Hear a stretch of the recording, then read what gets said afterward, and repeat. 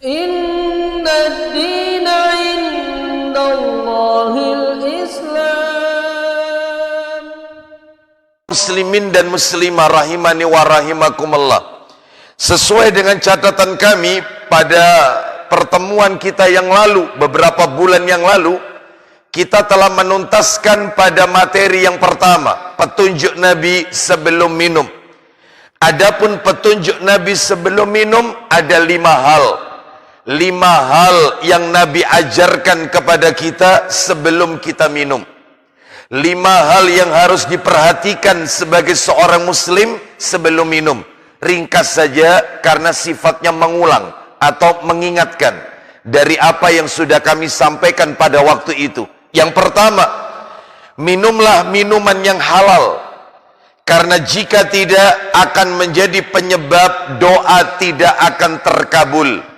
Minumlah minuman yang halal. Jika tidak, doa tidak akan dikabulkan oleh Allah Subhanahu wa ta'ala. Dalilnya disebutkan di dalam kitab Sahih Targhib wa Tarhib di jilid yang keempat, di hadis yang ke-1717, bersumber dari sahabat Abu Hurairah radhiyallahu an. Dia berkata, Rasulullah sallallahu alaihi wasallam menceritakan tentang seseorang yang begitu lama berjalan hingga rambutnya, bajunya kusut masai dan berdebu. Lalu orang itu menengadahkan kedua tangannya ke langit dan orang ini berdoa, Ya Rabbi, Ya Rabbi, wahai Tuhanku, wahai Tuhanku. Lalu kata Rasul, wa mat'amuhu haram, padahal yang dimakan oleh orang ini adalah makanan yang haram. Wa mashrabuhu haram, yang diminum oleh orang itu minuman yang haram. Wa malbasuhu haram, yang ia pakai adalah diambilkan dari rezeki yang haram. Ia memakai baju, pakaian diambilkan dari rezeki yang haram. Wa hudhiya bil haram, sejak kecil ia diberi makan yang haram oleh orang tuanya. Fa anna yustajabu lidzalik, maka mana mungkin doanya dikabulkan oleh Allah Subhanahu wa taala karena dia mengkonsumsi yang haram. Haram di sini Bapak Ibu maknanya ada 2. Ada haram zat, ada haram sifat. Haram zat itu adalah jenis minumannya, minuman yang haram, seperti khamr, minum-minuman yang memabukkan, ini zatnya haram. Ada haram itu haram sifat. Bisa jadi air yang ia minum itu air putih, tetapi bisa haram masuk ke dalam tubuh kita lantaran rizki yang ia dapatkan dan ia gunakan untuk membeli air tersebut dari rizki pekerjaan-pekerjaan yang syubhat atau pekerjaan-pekerjaan yang haram. Pakaiannya mungkin terbuat dari kulit ular, haram zatnya. Pakaiannya mungkin terbuat dari kulit hewan-hewan yang haram untuk dikonsumsi, itu zatnya. Tapi bisa jadi pakaiannya adalah pakaian yang ia pakai tersebut diambilkan dari rezeki pekerjaan-pekerjaan yang haram, maka haram pula yaitu yang ia pakai tersebut. Maka jika ia salat, salatnya tidak diterima oleh Allah Subhanahu wa ta'ala. Oleh karena itu maka makan minumlah yang dari rezeki yang halal, karena jika tidak maka doa tidak akan terkabul. Yang kedua, haram hukumnya minum dengan menggunakan bejana emas dan perak. Minum dari tempat yang terbuat dari emas atau perak, ini haram hukumnya. Adapun kalau hanya sekadar warnanya warna yaitu silver misalnya, warna perak, maka dalam hal ini boleh. Yang tidak boleh itu adalah bahan bakunya dari emas atau bahan baku dari bejana tersebut dari perak, di mana Rasulullah sallallahu alaihi wasallam memberikan ancaman. Kita bisa lihat dalam kitab Sahih Targhib wa Tarhib hadis nomor 2110 dan 2111. dari Ummu Salamah, istri Nabi radhiyallahu anha. Ada ya? Silakan dibaca. Dari Ummu Salamah, silakan. Dari Ummu Salamah radhiyallahu anha bahwa Rasulullah sallallahu alaihi wasallam telah bersabda, Langsung saja, silakan. orang yang minum dengan menggunakan bejana perak sebenarnya ia menuangkan ke dalam perutnya api neraka jahanam. Nah, orang yang minum dengan menggunakan bejana perak, dalam riwayat yang lain emas, maka dia telah menuangkan api neraka ke dalam perutnya. Maka ini tidak diperbolehkan. Baik, kita lanjutkan, yaitu yang ketiga. Apabila tidak ada wadah lain, apabila tidak ada tempat lain, maka diperbolehkan memakai tempat atau wadah orang kafir dengan dicuci terlebih dahulu. Hal ini bisa kita lihat, yaitu riwayatnya, dalilnya di dalam hadis Muslim, dalam Sahih Muslim nomor 1886, di mana seorang sahabat Nabi yang bernama Abu Sa'labah Al-Khusyani radhiyallahu an bertanya kepada Nabi sallallahu alaihi wasallam tentang bagaimana jika kita makan di piring orang ahlul kitab, makan di tempat yang tempat itu miliknya orang-orang ahlul kitab. Maka kata Nabi sallallahu alaihi wasallam, cuci terlebih dahulu wadah itu, karena kau tidak tahu apa yang terjadi di atas piring itu. Ya. Artinya bisa jadi mereka meletakkan makanan-makanan yang haram di atas piring tersebut. Maka cuci terlebih dahulu, setelah itu boleh menggunakan wadahnya. Nah, oleh karena itu, maka Bapak Ibu sekalian, maka kita tidak boleh makan, minum, yaitu menggunakan wadah-wadah orang-orang ahlul kitab, kecuali setelah dicuci terlebih dahulu, jika memang tidak ada tempat yang lain. Yang keempat, tidak boleh berlebih-lebihan ketika makan maupun ketika minum. Dalilnya bisa nanti dilihat di dalam Al-Quran surat Al-A'raf ayat 31 ya. Lalu yang kelima, minum dengan duduk semampu mungkin. Bahkan jika kita lupa, maka Rasulullah pernah mengatakan, muntahkan apa yang kita minum tersebut. Jadi upayakan minum sambil duduk. Jika kita lupa, maka kata Nabi dalam satu riwayat, muntahkan. Sekarang pertanyaannya, bagaimana hukum orang minum sambil berdiri? Bagaimana hukum orang makan dan minum sambil berdiri? Bapak Ibu kaum muslimin dan muslimah rahimani wa rahimakumullah, ulama terbagi menjadi dua pendapat. Pendapat yang pertama melarang makan minum sambil berdiri. Pendapat yang kedua mengatakan boleh makan minum sambil berdiri. Dua-duanya memiliki dalil. Sekarang saya akan tunjukkan dalil ulama yang mengatakan boleh makan minum sambil berdiri. Tidak boleh makan minum sambil berdiri. Mana dalilnya? Dalil yang melarang minum sambil berdiri diantaranya adalah, yang pertama, siapkan Sahih Muslim nomornya 1946, Muslim 1946. Silakan baca dalil yang melarang minum sambil berdiri. Sahih Muslim 1946, baca. Dari Anas radhiyallahu anhu, dari Nabi sallallahu alaihi wasallam, bahwasanya beliau pernah melarang seorang laki-laki minum sambil berdiri. Nabi pernah melarang seorang laki-laki minum sambil berdiri. Lanjut. Kata Qatadah, lalu kami bertanya, kalau makan? Bagaimana kalau makan sambil berdiri? Apa kata Nabi? Jawab Anas, itu lebih buruk dan lebih keji. Itu lebih buruk, itu lebih keji. Nabi pernah melarang orang minum sambil berdiri. Ini dalil yang dipakai oleh ulama yang melarang minum sambil berdiri. Dalil yang lain, saya tambahkan satu lagi. Dibuka Sahih Muslim nomor aslinya.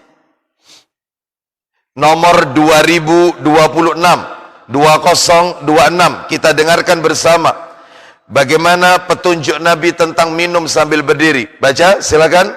Dari Abu Ghafafan Al-Muri, bahwa ia pernah mendengar Abu Hurairah berkata, Apa katanya? Rasulullah Apa isi sabdanya? Janganlah salah seorang di antara kalian minum sambil berdiri. Lanjut.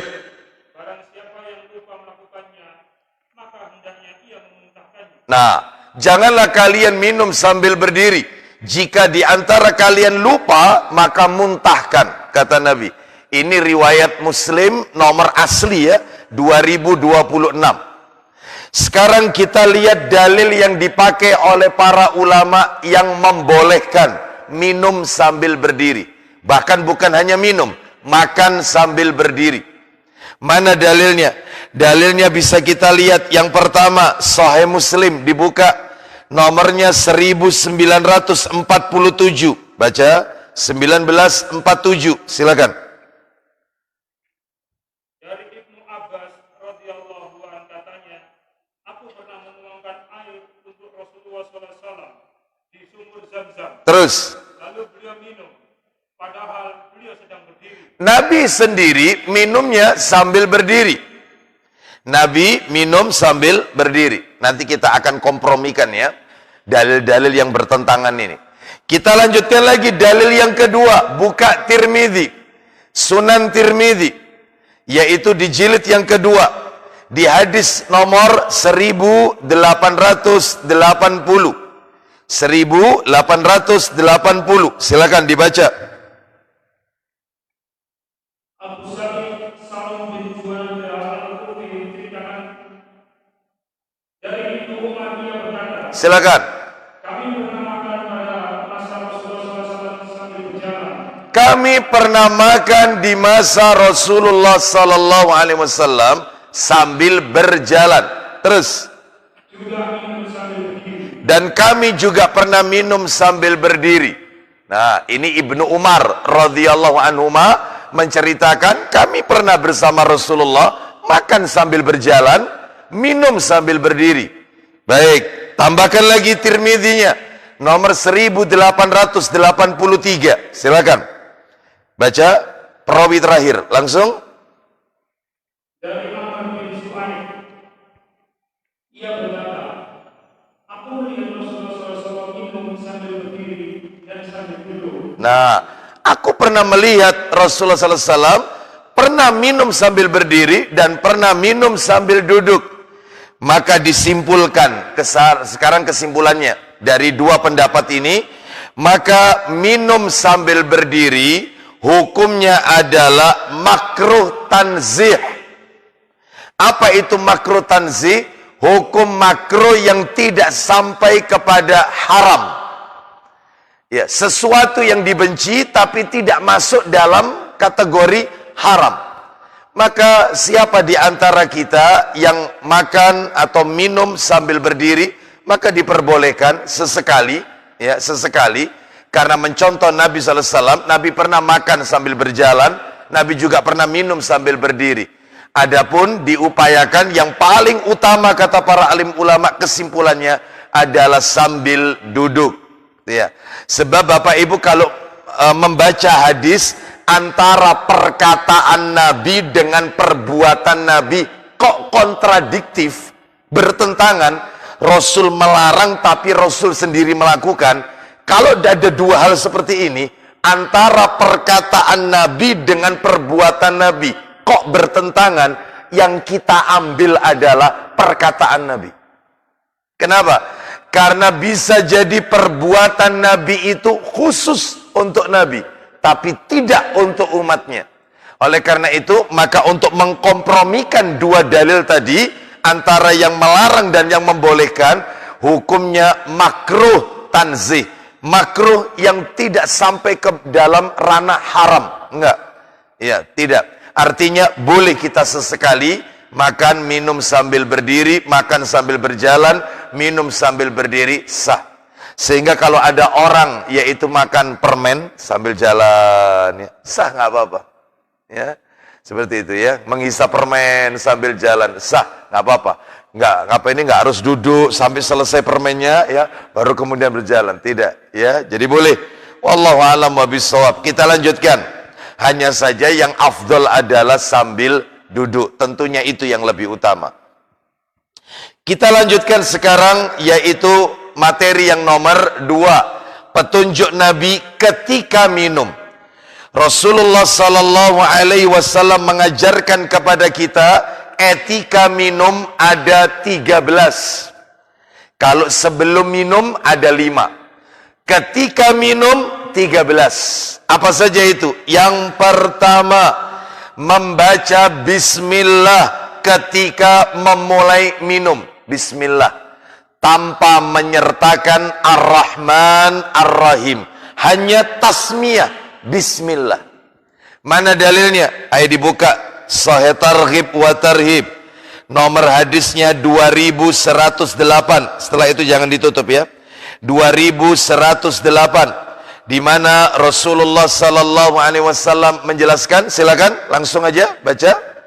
Dari Jabir radhiyallahu anhu bahwasanya ia adalah mendengar Rasulullah SAW bersabda, Isinya, apabila seorang masuk ke rumahnya lalu dia menyebut nama Allah saat memasukinya dan saat mengambilnya, maka setan berkata, baik.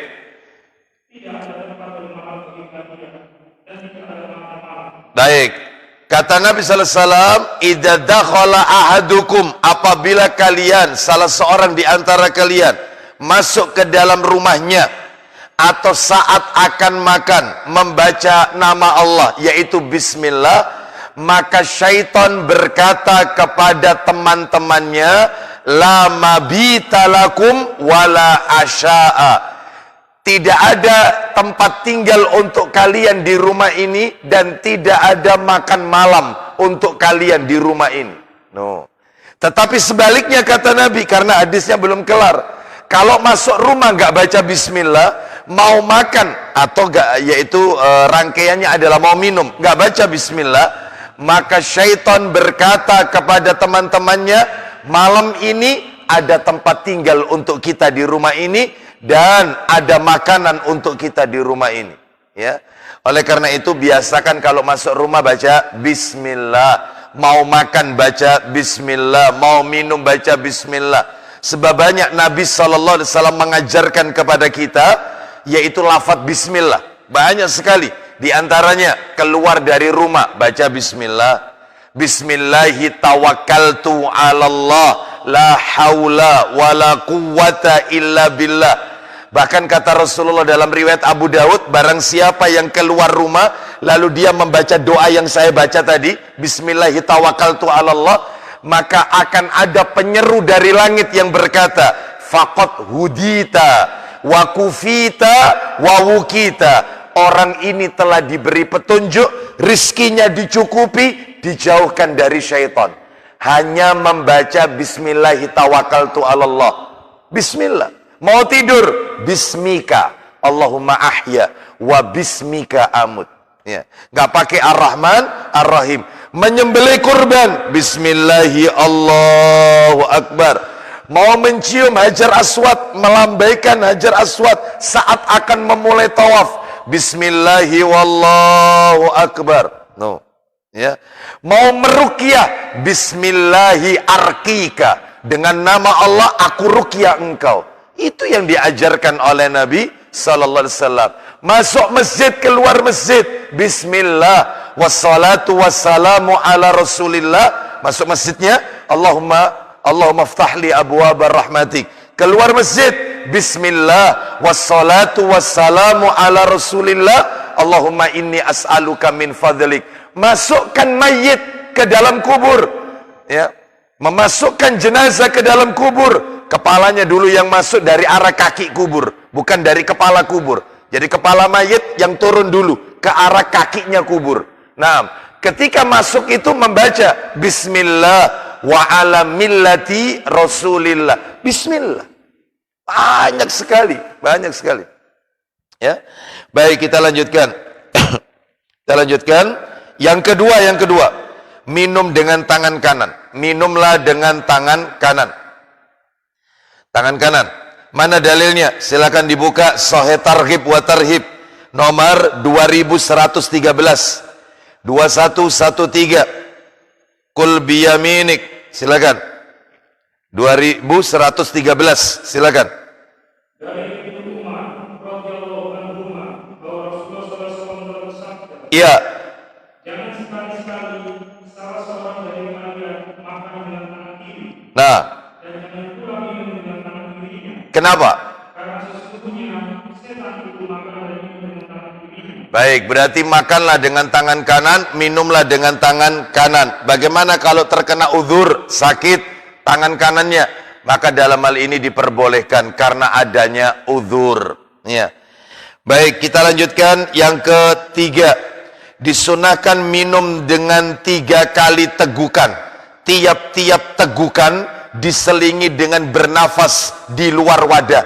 Oh, mau minum aja aturannya seperti ini, Bapak Ibu sekalian. Ya, yang ketiga saya ulang, disunahkan minum dengan 3 kali tegukan.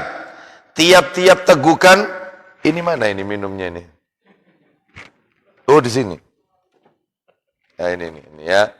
Itu ya, sekalian praktek. Disunahkan minum dengan 3 kali tegukan. Tiap-tiap tegukan diselingi dengan bernafas di luar wadah.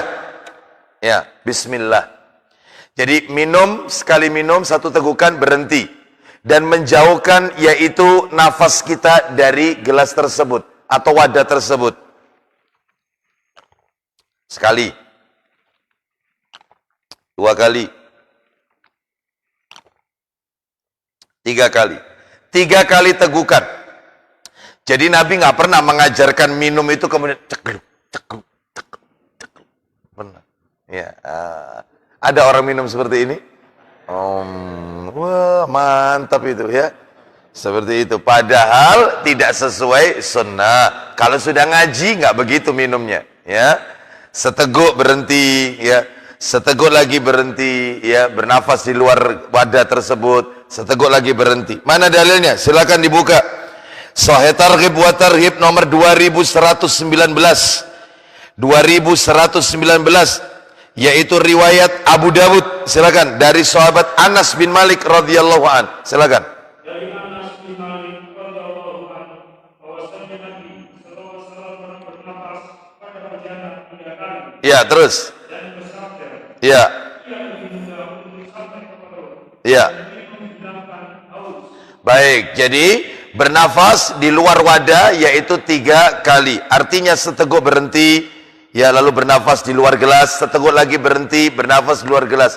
Kata Nabi itu jauh lebih menyejukkan dan jauh lebih menghilangkan rasa haus. Nah, seperti itu. Kita lanjutkan sekarang, yaitu yang keempat. Tidak bernafas ketika minum dan tidak meniup minuman tersebut. Nggak boleh ditiup-tiup. Minum kopi atau apa. Meniup makanan juga nggak boleh. Ya, misalnya masakan yang masih panas kita tiup-tiup. Itu nggak boleh sebenarnya. Nggak boleh. Justru kata Nabi, makanan itu ketika dia masih terlihat uapnya, makanan itu kalau masih panas nggak ada barokah. Justru makanan kalau sudah hilang uapnya, ya, atau sudah dingin, maka semakin besar barokahnya. Rasul pernah diberikan yaitu sup, yaitu oleh Asma binti Abu Bakar As-Siddiq radhiyallahu anhuma.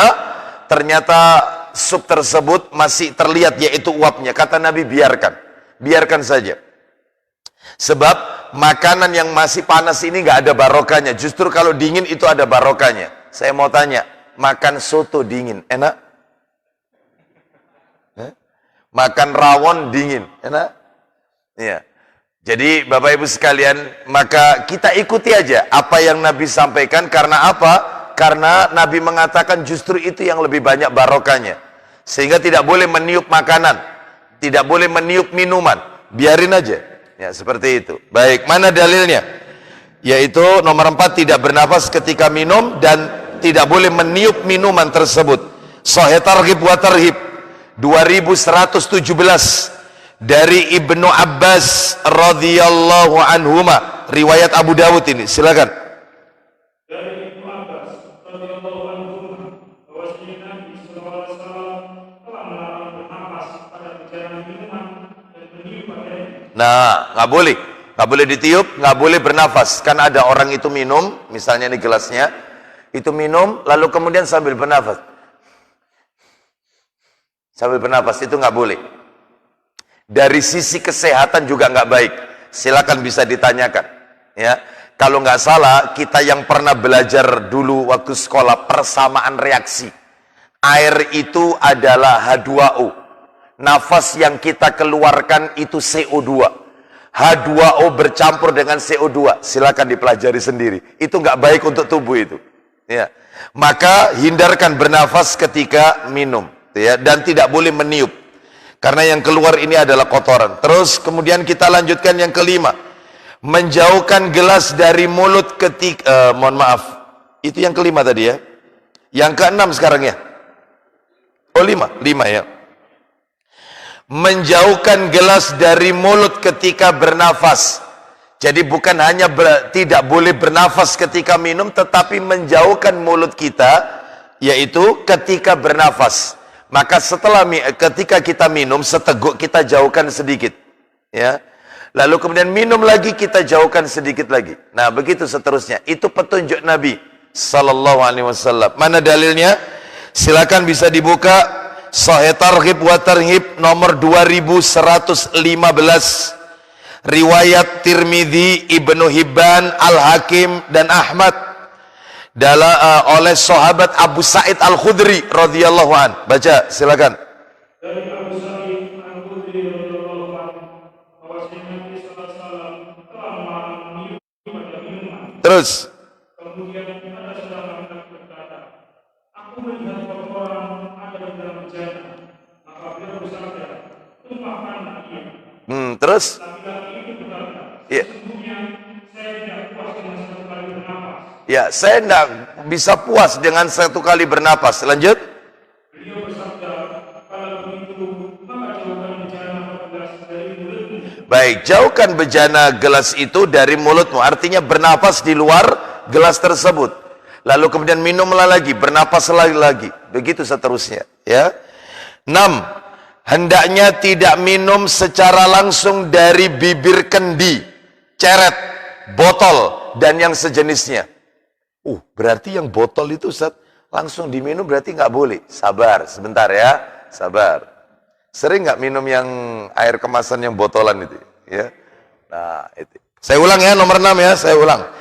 Hendaknya tidak minum secara langsung dari bibir kendi, ceret, botol, dan yang sejenisnya. Nggak boleh. Ya. Kita bacakan dulu dalilnya, nanti saya akan jelaskan. Baik, dalilnya di mana? Tidak boleh minum langsung dari bibir kendi. Kendi atau ceret, mulutnya itu ya. Teko itu, nah itu langsung. Apa itu istilahnya ya? Bahasa pojok kampungnya apa? Dicucup atau ya apa itu ya? Nah, digelogok atau apa ya? Pokoknya langsung menempel ke mulut ya. Kelek-kelek gitu ya. Atau ambil dari almari es kita, botol, langsung kemudian. Nah, ini nggak boleh. Nanti saya jelaskan. Baik, mana dalilnya dulu? Kita lihat dulu dalilnya. Silakan dibuka Sahih Targhib wa Tarhib. Nomornya 2120. Riwayat Muslim dari sahabat Abu Sa'id Al-Khudri radhiyallahu an. 2120. Silakan. Dari Abu Sa'id Al-Khudri radhiyallahu anhu yang menuturkan, Rasulullah SAW telah membutuhkan tempat air, maksudnya mencampurnya lalu minum darinya. Baik, Nabi SAW melarang orang, yaitu ketika minum, memecah mulutnya pada botol tersebut. Artinya kalau kita nyucup ya, gitu ya, meletakkan sehingga bibir ini kan akan terbagi gitu. Maksudnya begitu dalam hadis itu. Artinya tidak boleh langsung dari mulut teko, langsung dari mulut botol itu. Katanya ulama, tidak bolehnya ini karena alasannya satu. Ini yang tidak boleh itu begini. Yang dimaksud Nabi tidak boleh itu katanya para ulama, jika minuman tersebut akan diminum juga oleh orang lain. Nah, itu nggak boleh. Berarti Ustadz kalau saya punya di mobilnya diain botol, saya minum untuk saya sendiri. Ya nggak apa-apa. Yang nggak boleh itu kalau misalnya habis kita minum, kita berikan kepada orang. Nah, itu nggak boleh. Ya. Ustadz kalau itu istri kita, nggak apa-apa. Ya. Bahkan disunahkan istri dulu yang minum. Lalu kemudian setelah itu berikutnya suami sambil meletakkan bibir suami di bekas bibir istri yang menempel di botol itu. Masya Allah. Ya, Sudah pernah melakukan yang kayak begini? Nah, udah ya. Baik, kita lanjutkan. Jadi yang pertama alasannya ya, jika minuman tersebut akan diminum juga oleh orang lain. Ini yang nggak boleh. Yang kedua alasannya khawatir dalam minuman tersebut ada serangganya. Itu kalau kendi ya yang tertutup, yang tidak terlihat, sehingga langsung dia, apa tadi katanya Bapak digelogok tadi, khawatir ada binatang atau serangganya. Itu maksudnya. Yang ketiga alasannya kok dilarang apa? Alasannya adalah akan tumpah dan membasahi baju si peminum tersebut. Oleh karena itu, maka cara yang baik adalah tuangkan di gelas. Ya. Atau kita boleh minum seperti itu kalau untuk kita saja botol itu. Tidak digunakan untuk yang lainnya. Baik, kita lanjutkan. Tapi kalau biasanya botol di almari es kan untuk semua. Ya, maka sebaiknya dituangkan di gelas saja. Baik, kita lanjutkan. Yang ketujuh, mengedarkan gelas kepada orang yang berada di sebelah kanan dan seterusnya. Jadi kalau misalnya kajian seperti ini diberikan konsumsi, ada minuman ya atau makanan, itu cara mengedarkannya kanan dulu. Sebelah kanan, bukan sebelah kiri, terus ke kanan. Ya, seperti itu. Ya. Baik, dimulai dari arah yang sebelah kanan. Mana dalilnya? Dalilnya yaitu disebutkan di dalam hadis riwayat Muslim. Silakan dibuka Sahih Muslim nomor 1951. 1951 dari Anas bin Malik radhiyallahu an. Baca, silakan. Dari Anas bin Malik radhiyallahu anhu katanya, Rasulullah SAW bersabda, Ya. disuguhi orang susu campur air. Nabi disuguhi orang susu bercampur dengan air. Terus? Di sebelah kanan beliau ada seorang Arab Rasul. Di kirinya Abu Bakar Siddiq. Baik, di samping kanannya Rasul Arab dusun. Samping kirinya Rasul mertua, merangkap sahabat Abu Bakar. Apa kata Nabi? Setelah beliau minum, lalu beliau berikan sisanya kepada orang Arab Rasul sambil berkata, Lanjut. terus edarkan ke kanan. Terus edarkan ke kanan minuman ini. Terus ke kanan terus. Saya mau tanya, kira-kira mertua dapat terakhir tidak? Ya.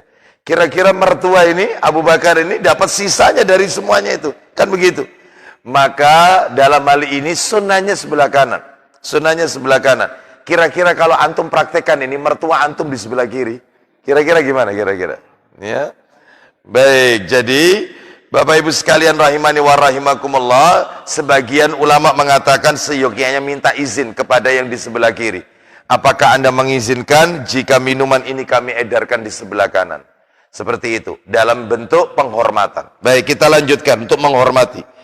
Yang berikutnya, yang ke-8, hendaknya pemberi, orang yang menuangkan minuman, itu minum paling akhir.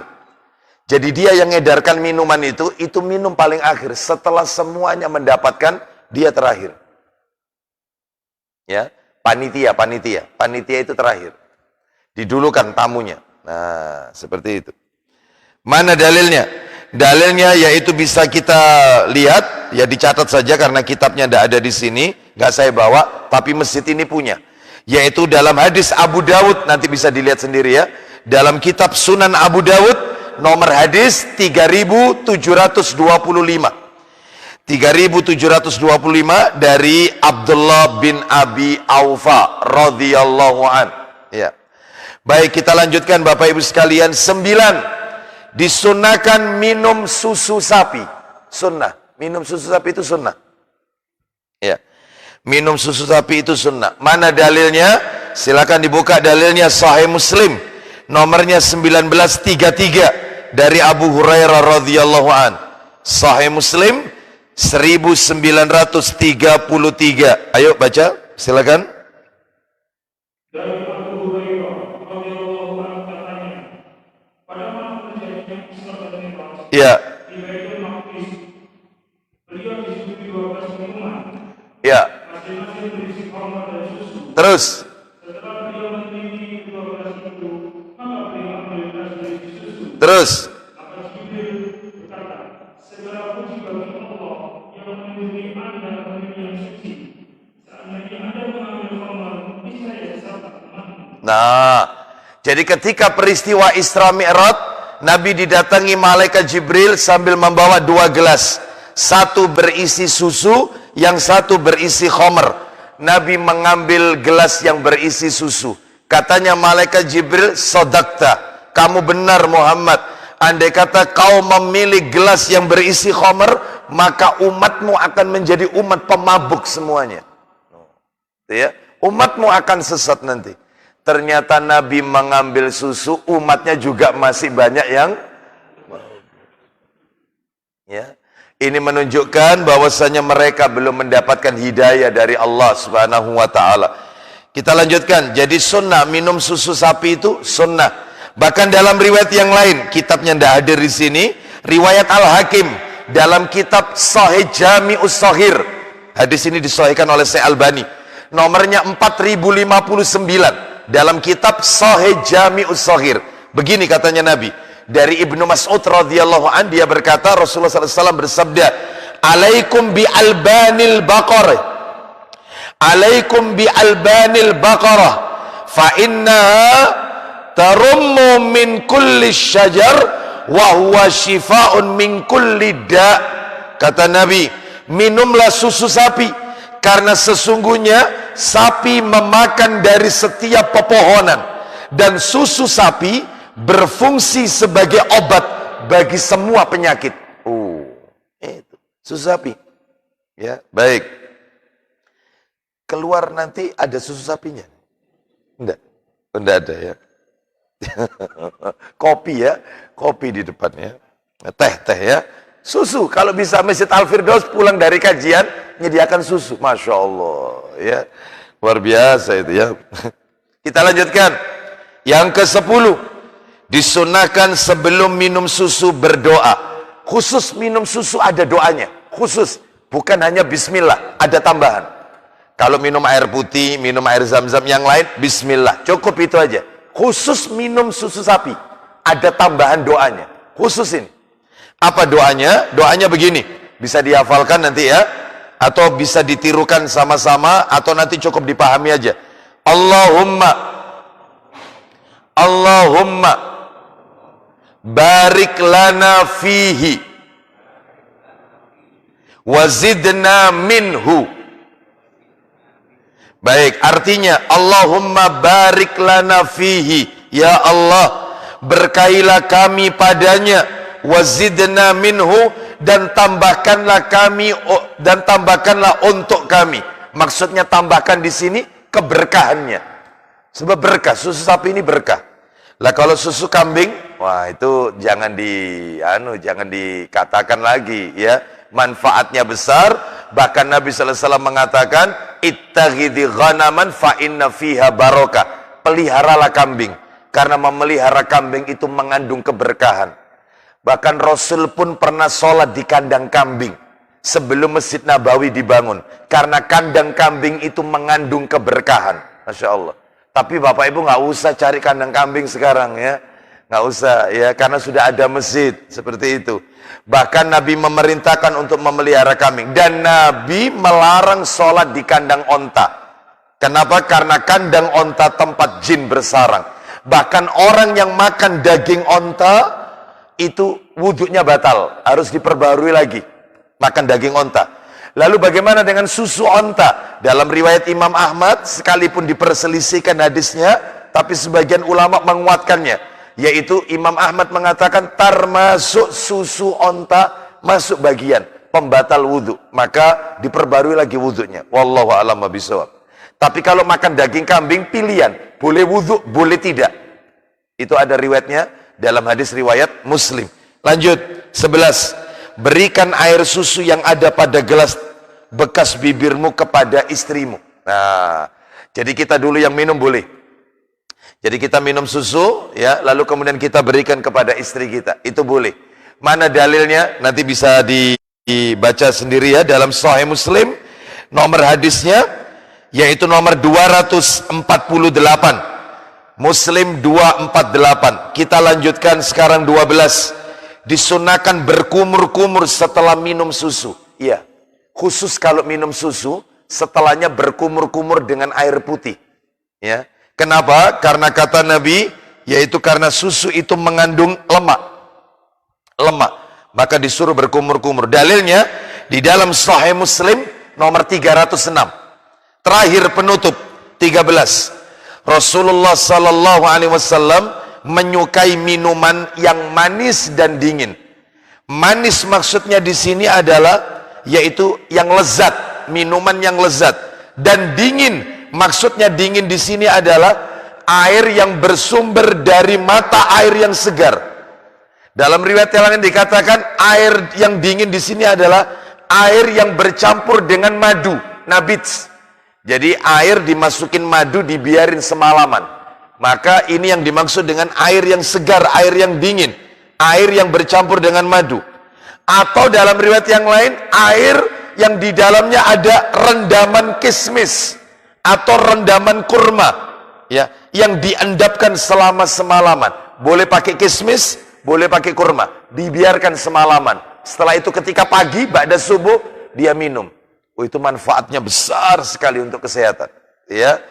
Baik, wallahu a'lam wa bishawab. Ini dalilnya di mana? Dalilnya di dalam riwayat Tirmidzi, dalam Sunan Tirmidzi, nomor hadisnya 1895 dari sahabat Zuhri radhiyallahu an. Wallahu a'lam wa bishawab. Jadi mohon maaf, Tirmidzi nomor 1895 dari Aisyah radhiyallahu anha ummul mukminin. Demikian Bapak Ibu sekalian, saya cukupkan sampai petunjuk Nabi ketika minum. Insya Allah jika Allah pertemukan kita untuk berikutnya, yaitu kajian di Masjid Al-Firdaus, kita akan lanjutkan pada materi yang nomor 3, petunjuk Nabi setelah minum dan larangan-larangan seputar minum. Wallahu a'lam wa bishawab. Demikian yang bisa kami sampaikan. Saya tidak buka tanya jawab karena materinya belum tuntas. Dan saya juga masih ada, sebenarnya hari ini ada kajian di tempat lain yang cukup jauh, di desa Dadap Kuning. Mana Dadap Kuning itu? Bukan. Lekerjo. Gresik, betul, Cermi. Ya, dari sana. Ya, jadi saya harus ke sana, ya, kajian warga Muhammadiyah. Jadi insya Allah kita akan lanjutkan pada kesempatan-kesempatan yang akan datang. Kita akhiri saja dengan kafaratul majelis. Semoga menjadi tambahan ilmu yang bermanfaat. Wassallallahu ala nabiyyina wa ala alihi washabihi wasallam. Subhanakallahumma wa bihamdika asyhadu an la ilaha illa anta astaghfiruka wa atubu ilaik. Wa akhiru da'wana anil hamdulillahi rabbil alamin. Assalamualaikum warahmatullahi wabarakatuh.